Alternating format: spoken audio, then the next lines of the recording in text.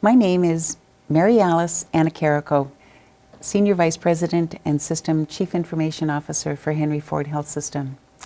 I'd like to introduce to you the rationale around our implementation effort of EPIC at Henry Ford Health System and introduce to you some of the planned and achievable outcomes that will be illustrated as members of our team have further discussion with you. Henry Ford established a uniquely integrated health system model in 1915. It's the fourth largest employer in the Metro Detroit area with 29,000 employees, 5 hospitals, over 70 ambulatory facilities that include home health, retail, community care services, a large employed medical staff, and an integrated insurance plan. The revenues for Henry Ford Health System exceed $6 billion. The system facilities include a large academic hospital, Henry Ford Hospital, with 877 beds. There are 4 community hospitals that include an additional 1,528 beds that are comprised of Macomb, Clinton Township, Wyandotte, West Bloomfield, and Allegiance Health. The system also includes 3 behavioral health facilities, as well as greater than 75 sites, including our medical centers, outpatient surgery, urgent care, and emergency services. The Henry Ford Medical Group includes 1,200 members of our employed practices, as well as an equal number of affiliated non-employed physicians. Hello, my name is David Allard. I'm a family doctor and the Chief Medical Information Officer at the Henry Ford Health System.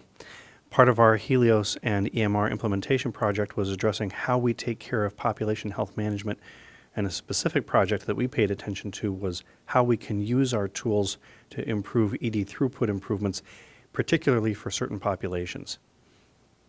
My name is Bruce Muma. I'm the Chief Medical Officer for the Henry Ford Physician Network, which is our commercial accountable care organization. I'm also the Medical Director for Population Health for the Henry Ford Health System. We're going to take you through some of the projects and initiatives that evolved in our quest to improve our performance in a value-based care world. The problem we were faced with at Henry Ford was improving our performance in value-based care related to a contract that we signed in 2015 with CMS. We became one of the first next-generation accountable care models in the country, and we were facing 80% upside-downside risk for the care delivered to about 20,000 Medicare participants. So the challenge was to fairly significantly implement programs that could reduce the total cost of care while at the same time improve measurable quality of care. So the real challenge here was to somehow reduce non-value added medical expense while simultaneously improving preventative care and chronic care management. A second challenge was to figure out how to organize all of the beneficiary data, both from the EMR and the EDW, into valid registries such that we could use that data to identify opportunities to improve as well as build real-time interventions into the care processes that our patients were facing. When we looked at the problem in more depth, we decided we really needed to identify where those hot spots are. Where were the biggest opportunities where there were either a lot of patients with small opportunities or few patients with large opportunities to reduce total cost of care. And we really identified 3 hotspots. Hotspot number 1 was our high-risk populations. And we know that the top 30% of any risk population generates about 80% of the total cost. So we really began to focus on those top 30% and identify opportunities there to significantly improve the integration of care and reduce the discontinuity and the inadequate clinical and social supports that many of those patients face. The second hotspot was variation in medical decision making. And here we wanted to focus on those high cost or high frequency medical decisions, again, that drove non-value added care. And lastly, the third hotspot was post-acute care, and in particular, dollars spent in the SNF experience. We know a lot of waste is driven by inconsistent adherence to communication protocols variation in care planning and transition of care, as well as absence of provider oversight, particularly once a patient leaves the hospital and before they land back with their primary care doctor in their patient-centered medical home. So these were the three hotspots that we wanted to focus on in our first year in the Next-Gen ACO. Our ACO is governed by a board of trustees and managed by a team of dedicated Pop Health staff who are accountable to the board for achieving our performance targets.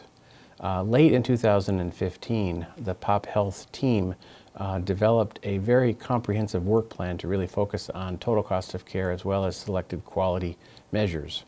We also felt that engaging both patients and providers in this work would be beneficial for us, so we had an extensive program of communication and outreach for both patients and providers.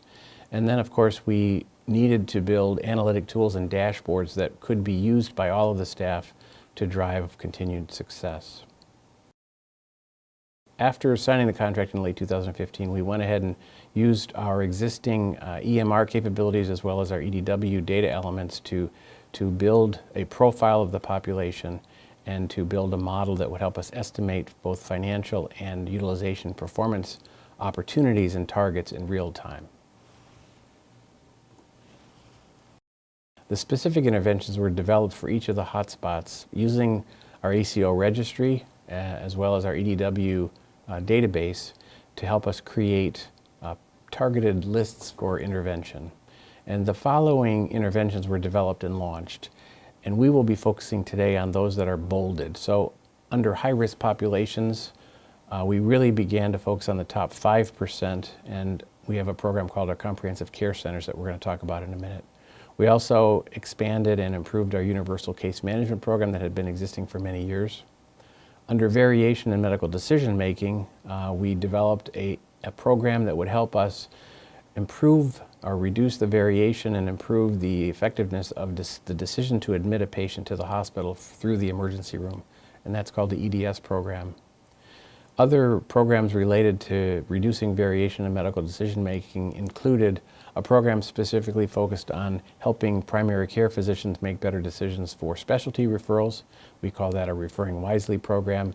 And then building into our EMR targeted treatment and testing advice through the Choosing Wisely initiative and a best practice alert program within Epic.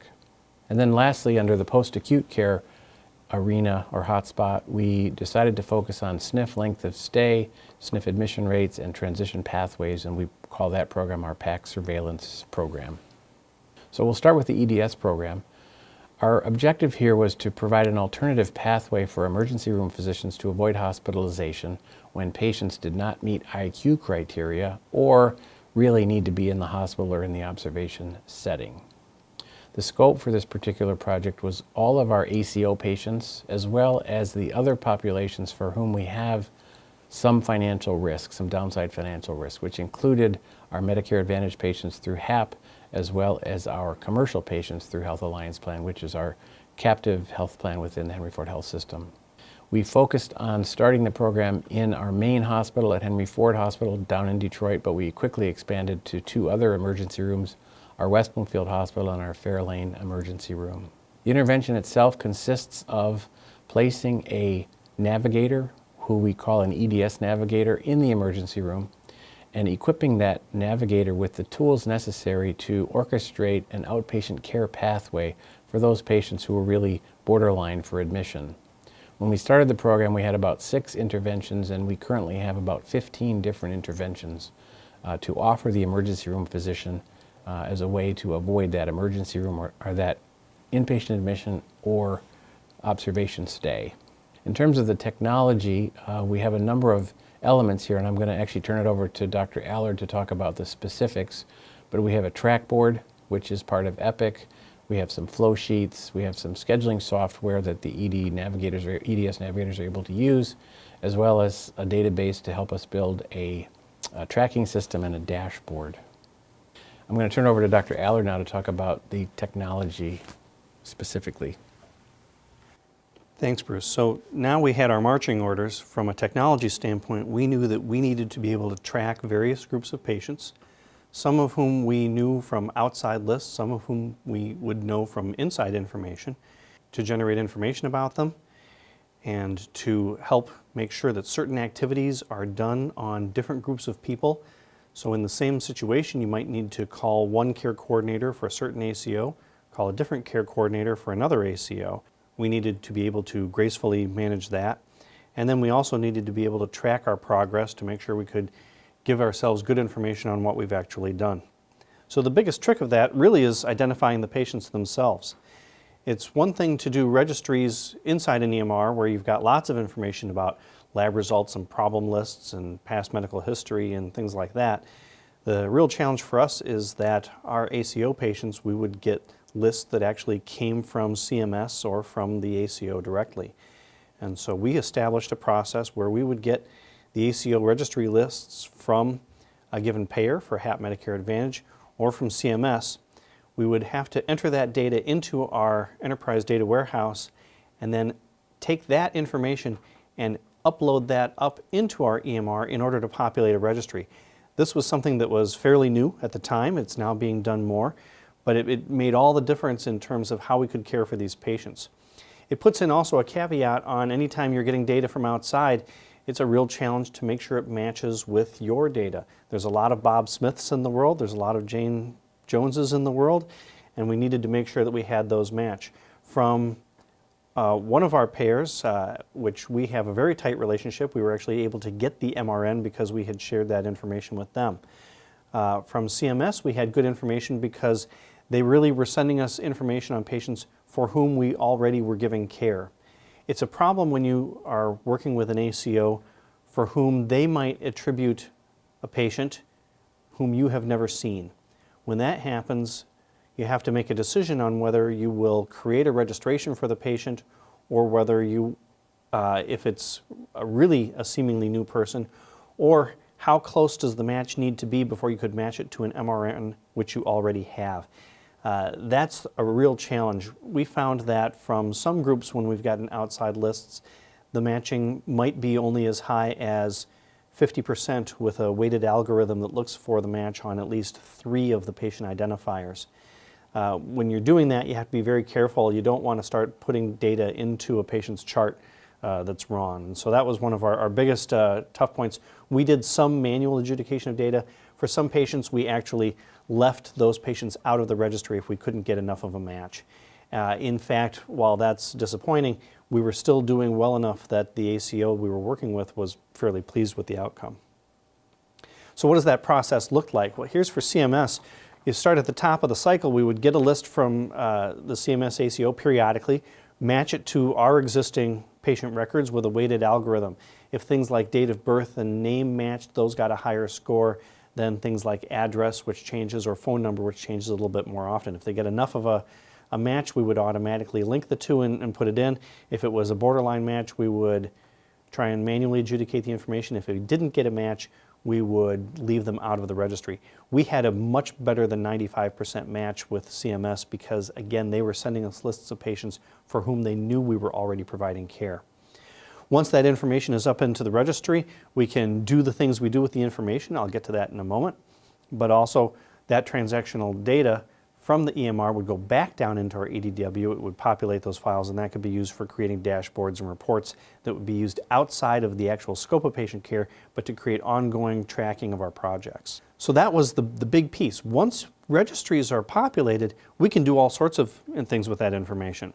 So the next couple of slides are really just providing information. How do we alert users that this patient is part of an ACO? You can see at the top of the screen, this patient is in the ACO registry. Here's another example on an ED track board. It was easy to see with just the addition of a column and a checkbox which patients were ACO patients.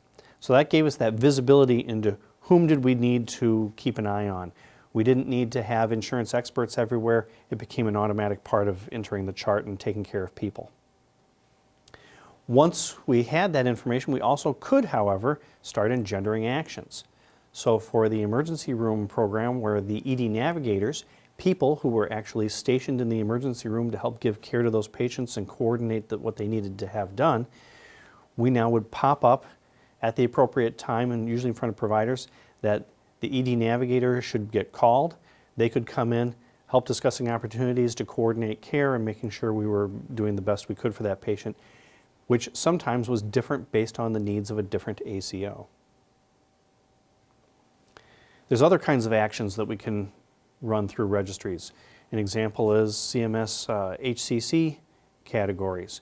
So we could keep track of patients knowing what things we had already billed in the calendar year, which meant that we had also cared for those problems in a calendar year. Of course, the key issue is making sure that we're giving all these chronic conditions the attention that they need. And so using our registries and using the other information we already had native to the electronic medical record, we could give providers information to make sure that they're actually not letting any chronic conditions fall through the cracks and escape care. Those were both within the context of an actual patient encounter. We could also use that information to create dashboards on how we're doing at large. So this is a dashboard that showed for a specific panel of patients, how are we doing on the different metrics. Each ACO has its own set of metrics. So typically we've created our dashboards to try and be at the most stringent levels for a given ACO or a given metric, because we're trying to handle them all. Having multiple dashboards across each ACO with different goals for each condition, is cumbersome for the actual users to access. Well, why am I splitting my panel apart and treating them differently? It seems not like the best way to take care of patients, and also creates duplication of effort and a little bit more of a mismatch in terms of the activities you're going to do in the clinics. So we stuck with one set of dashboards with combined metrics set at generally the more stringent levels. We also can use that same information in registries to start presenting lists of patients to different parts of our team, whether those care managers or other people, to look at what patients have a given condition or belong to a given ACO, and then stratify those patients by different metrics, including general risk scores. Then we could even use that information, once we head it back down into the enterprise data warehouse, it lets us take that to a different level of reporting. So now we had enterprise level dashboards that would have to do with how we're doing on our ACOs, how we're taking care of our panels, what opportunities we may have. We also took that data and could use it in our real-time data mart, which is part of our EMR tools, so that a given practitioner or a given panel manager or practice manager could look up data on how we're doing. For example, here I've pulled up information on members of our ACOs looking at certain risk scores. All of these tools let us, one, find out who the patients are that we need to be caring for, two, make sure that we're taking the appropriate action when they're in the clinic or doing outreach to find and pull them into clinics before they land in the hospital, and three, give us more information to know how the programs are going. So with that, let me turn it back to Dr. Muma, and let's look at how we actually got some results. Well, thank you, David. We're going to now take a look at some of the results from our EDS program. Basically, about 29% of all of the emergency room visits in those 3 hospitals were touched by the EDS navigator. Now, those are just for the target patients, not all patients, but the target patients. To date, about 235 admissions have been avoided. That's both inpatient and observation admissions. And that is equivalent to an avoidance rate of about 4.9%. Each of the hospitals has a slightly different avoidance rate, which may reflect to some extent the degree of engagement by each of these emergency rooms with the new program. We are working diligently on a daily basis with those ER doctors to try to help them understand how the program can be most useful for them. So there's continuous learning going on with this program. To date, we have 141 additional patients for whom we've had interventions. We may not have avoided an admission, but we've been able to intervene and hopefully create a better transition of care for those patients and hopefully avoid future costs. This slide really depicts the data that's available on our dashboard. So this is viewed, can be viewed in real time by going to the SharePoint website. And it shows the number of admissions that were avoided between August 13th, 2016 and September 7th, 2017. It gives a breakdown on which ones were observation versus IPD downgraded to observation. This is another graphic that is available on our dashboard, and it basically gives an estimate of the ED population broken down by the 3 populations that we take care of. And the reason those numbers have increased, they reflect when we brought on the additional emergency rooms. So July of 2017, we had all 3 of those emergency rooms up and running. That's why that number is the largest. And on the bottom graph, we see we can actually track using our EMR data when these patients are arriving. And this arrival data helps us with our staffing model for the EDS program because we are not able to staff it 24/7. So we actually staff it from 7 a.m. to about 10 p.m. in the 3 emergency rooms. This graph shows the impact that all of our programs have had on the admission rate for the next generation ACO specifically. This graph is also available on our dashboard, and it really shows approximately a 20 to 25% reduction in admission rates from January of 2016 through July of 2017. And much of the impact, we believe, is related to the EDS program, which we think really gives the emergency room physicians more confidence in the ambulatory setting as a place to take care of their patients. It allays some of the risks and some of the fear that they have about sending patients home. This slide, also available through the dashboard, shows the specific interventions that the EDS Navigator launched and shows the volume by intervention. And at the bottom, we are also tracking revisits to the emergency room within 72 hours for any of the patients that we touched, and we do compare this to a standard Medicare population in the emergency rooms. So that really concludes the presentation on the EDS program. We're going to move on to the other 2 programs in population health that we think have been pretty successful and also been significantly supported by our analytic capabilities through the EDW and through Epic. So the second initiative we're going to talk about is our comprehensive care centers. And these are probably better described as ambulatory intensive care units. The objective here is to provide a more effective care model for very high-risk patients, those that are in the top 3% of projected or predicted cost. And the intervention is intended to reduce total cost of care, hospitalizations, ED visits, and improve health and quality of life. The scope, again, the same populations as for the EDS program, our ACO patients as well as our Medicare Advantage patients through our captive health plan and our commercial patients through our captive health plan. In this particular case, we were focusing on patients who lived within a 10-mile radius of the 2 sites that we've launched in Southeast Michigan. And basically, we've enrolled patients through a very standard and comprehensive enrollment program. This clinic offers these patients support in the form of 24/7 availability of their doctors. They actually have their doctors' cell phones, case managers, virtual behavioral health visits, pharmacy support, home care support, longer visits. They get 1-hour visits with the doctors, and the ability to manage disease exacerbations in the clinic instead of having to go to the emergency room or be admitted to observation. All of the clinics have procedure rooms which allow for IV infusions and oxygen support and other types of treatments that might otherwise be done in an emergency room. The technology here is essentially ongoing surveillance of the EDW to identify high-risk patients and to initiate a review and recruitment process. And for that, we primarily use a risk prediction tool that's in our Optum1 software tool. And we continuously run that on a monthly basis and continuously refresh the list of patients that are eligible for this program. In addition to that, we have embedded flow sheets in the EMR, which help guide the intake process and also allow us to track what's happening with these patients.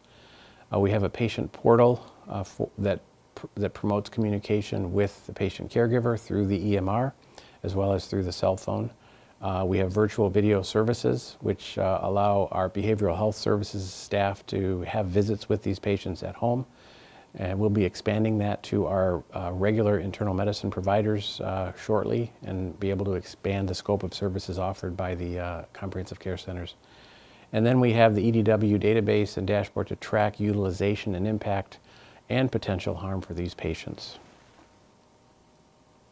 And to review some of the results so far, this graph is also available on the dashboard, and it shows the number of patients who have multiple chronic conditions, and that's on the left. You can see that most patients have at least 3 chronic conditions, and some have as many as 6. And then we have the prevalence of those chronic conditions, with hypertension being the most prevalent. Diabetes and chronic kidney disease are second and third, respectively.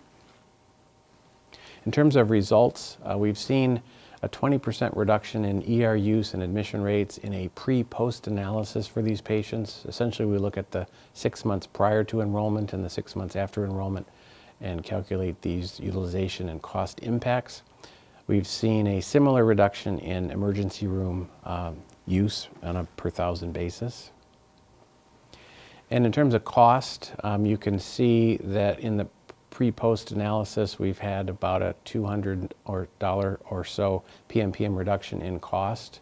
And you can see the average charges PMPM for the entire next generation population on the lower graph, and there's been about a 4% reduction in total PMPM charges. The third and final program that we're going to talk about today is our PAC surveillance program, also known as PACS, and this stands for Post-Acute Care Surveillance.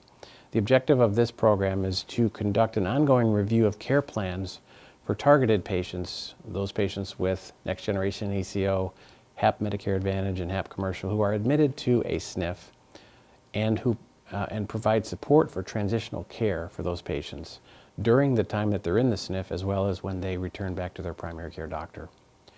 The scope, as I said earlier, those same targeted populations who are in our network. And the intervention is to use a case manager who will conduct outreach, both by phone and by on-site visits, as well as chart review in real time to help manage those patients who are in the SNF. The goal there is to reduce length of stay and, to the extent possible, help the SNF do the transition of care support that's needed to get that patient safely back into the hands of their primary care doc. In terms of technology here, similar tools that what we're using for the other programs. So we have a registry that identifies the target patients. We also are employing an HIE tracking system which connects with our local health information network, which identifies those patients that have been admitted to SNFs. We don't currently own any SNFs, so we are working with external SNFs primarily to manage these patients. So the HIE tracking system tells us when they land in a SNF. We have our EDS track board to help identify potential candidates for direct-to-SNF transfer, and those patients are managed by the PACS team. We have flow sheets to document the interventions and help report back to PCPs. And then we have our EDW analytic tools that help us track the impact of the program on length of stay, as well as admission rates and transfer rates. So some of the data that again is available on our dashboard. This is a graphic showing the average length of stay for the ACO patients in particular. And the program really didn't begin until August or September of 2016. It took us a while to get this one launched, but you can see the impact that the program has had by reducing length of stay from roughly 26 to 30 days per stay down to in the range of 9 to 14 days per length of stay. So that's a dramatic, almost 50% reduction, actually slightly more than 50% reduction in length of stay. These graphs really talk about facilitating the primary care follow-up visit. And so you can see even though we started in 2016, we didn't have much of an impact until recently as we've started to become more effective in the way we work with the SNFs, and we're up to about 27% in terms of getting those patients followed up with their PCP. And then the graph on the right shows the percentage of appointments that are completed within 30 days of the discharge from the SNF. And you can see some significant improvements, especially in the recent months. These two graphs, also available on the dashboard, really show the impact on SNF admits per thousand, as well as on the bottom graph, a specific focus on the difference in length of stay between our preferred SNFs and our non-preferred SNFs. On the top, you can see a significant impact on the admission rate, and we think that's to some extent due to the sentinel effect of everyone knowing that we're watching SNF admissions and trying to be careful about who we send to a SNF. On the bottom, we've created a preferred SNF network, and we're specifically working with those SNFs to improve quality and length of stay. And this graph shows us that we really aren't seeing any significantly big difference between the preferred and the non-preferred SNFs in terms of length of stay. So the PAC surveillance program is really impacting both types of SNFs on what looks to be an equal basis. So that concludes our review of the three programs. We'd like to thank you for listening and being interested in what we've done here at Henry Ford.